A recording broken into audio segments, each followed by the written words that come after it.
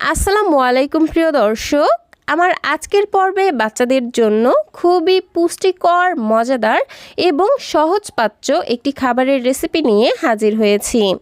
এই প্রচণ্ড গরমে বাচ্চাকে যদি এই খাবারটি খাওয়ানো যায় তাহলে বাচ্চার শরীর ও পেট দুটোই ঠান্ডা রাখবে, বাচ্চাদের শরীরে পানির অভাব পূরণ করবে এবং বাচ্চাদেরকে সুস্থ রাখতে সহায়তা করবে। এই খাবারটি তৈরি করে আপনারা 7 মাস থেকে 5 বছর বয়সী বাচ্চাদেরকে সকালের নাস্তায়, দুপুরে অথবা রাতের প্রধান খাবার হিসেবে খাওয়াতে পারবেন। তাহলে সরাসরি চলে যাচ্ছি মূল রেসিপিতে। তো খাবারটি তৈরি করতে আমি প্রথমে নিয়ে নিচ্ছি 2 টেবিল চামচ পরিমাণ রেগুলার ভাতের চাল। আপনারা চাইলে এখানে সুগন্ধি পোলাওয়ের চালও ব্যবহার করতে পারেন। একই সাথে নিয়ে নিচ্ছি 1 টেবিল চামচ পরিমাণ মুগের ডাল। এখন এই সব কিছুকে নর্মাল পানির সাহায্যে বেশ কয়েকবার পানি চেঞ্জ করে করে খুব ভালোভাবে ধুয়ে নিব। এই তো আমি চাল এবং ডালগুলোকে খুব ভালোভাবেই ধুয়ে নিয়েছি। এবার এটাকে একটা সাইডে রেখে দিচ্ছি। আর আমি এই খাবারটি রান্না করতে 2 ধরনের সবজি ব্যবহার করছি। সবজির মধ্যে আমি নিয়ে নিয়েছি আমার হাতের 1 মুঠো পরিমাণে গাজর কুচি এবং 1 মুঠো পরিমাণে লাউ কুচি। সবজিগুলোকে আমি এইভাবে স্কোয়ার শেপ করে কেটে নিয়েছি। এবার এই সব কিছু নিয়ে সরাসরি চলে যাচ্ছি চুলায়। চুলায় একটি পরিষ্কার প্যান বসিয়ে নিয়েছি। এখন এর মধ্যে আগে থেকে ধুয়ে রাখা চাল এবং ডালগুলো দিয়ে দিচ্ছি। দেন এগুলো রান্না হবার জন্য দিয়ে দিব পরিমাণ মতো বিশুদ্ধ খাবার পানি। একই সাথে কেটে রাখা সবজিগুলো দিয়ে দিলাম। এখন চুলার আঁচ মিডিয়ামে রেখে ঢাকনা দিয়ে ঢেকে এই সব কিছু খুব ভালোভাবে সেদ্ধ হয়ে আসা পর্যন্ত রান্না করে নিতে হবে। এই পর্যায়ে আমি খাবারটির টেস্ট বাড়ানোর জন্য সামান্য 1 চিমটি লবণ ব্যবহার করছি। তবে যাদের বাচ্চাদের বয়স 1 বছরের কম তারা কিন্তু এখানে লবণটা স্কিপ করবেন। প্রিয় দর্শক, এই প্রচণ্ড গরমে আমাদের ঘরের ছোট্ট সোনামণিদেরকে সুস্থ রাখতে কিন্তু আমাদের মায়েদেরকে বাচ্চার প্রতি নিতে হবে বিশেষ যত্ন। বাচ্চার খাবারের দিকেও কিন্তু বিশেষ নজর রাখতে হবে।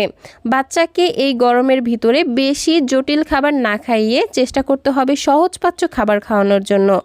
আর বেশি বেশি করে পানি অথবা পানি জাতীয় খাবার খাওয়াতে হবে, কারণ খাবার থেকেই বাচ্চাদের মৌলিক চাহিদাগুলো পূরণ হয়।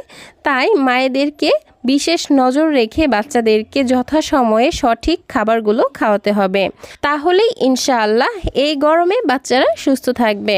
তো যাই হোক দর্শক, কথা বলতে বলতে এদিকে কিন্তু আমার খাবার অলরেডি খুব ভালোভাবেই সেদ্ধ হয়ে গেছে।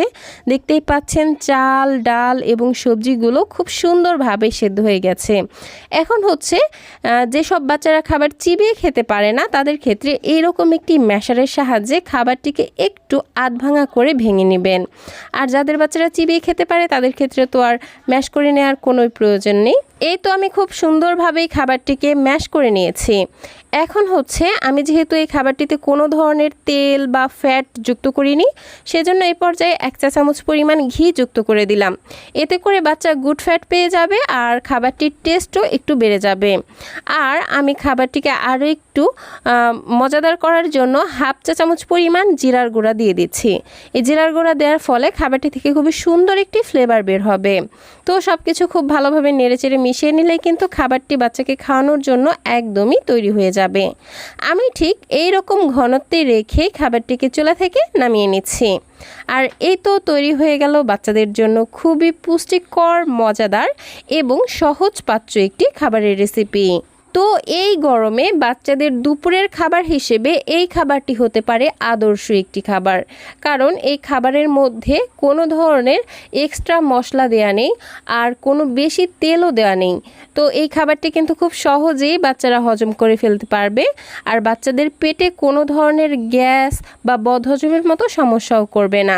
তো বাচ্চাদেরকে চেষ্টা করবেন গরমের ভিতর এইরকম হালকা পাতলা খাবার খাওয়াতে। তো দর্শক, এই ছিল আমার আজকের আয়োজন। ভিডিওটি ভালো লাগলে প্লিজ একটি লাইক দিবেন এবং বাচ্চাদের জন্য এরকম আরও নিত্য নতুন সহজ এবং পুষ্টিকর খাবারের রেসিপি পেতে প্লিজ আমার চ্যানেলটিকে সাবস্ক্রাইব করে পাশের ঘন্টাটি বাজিয়ে অলে সেট করে রাখবেন পরবর্তী ভিডিওর নোটিফিকেশন সবার আগে পাওয়ার জন্য। আজকের মতো বিদায় নিচ্ছি। আল্লাহ হাফেজ। আসসালামু আলাইকুম।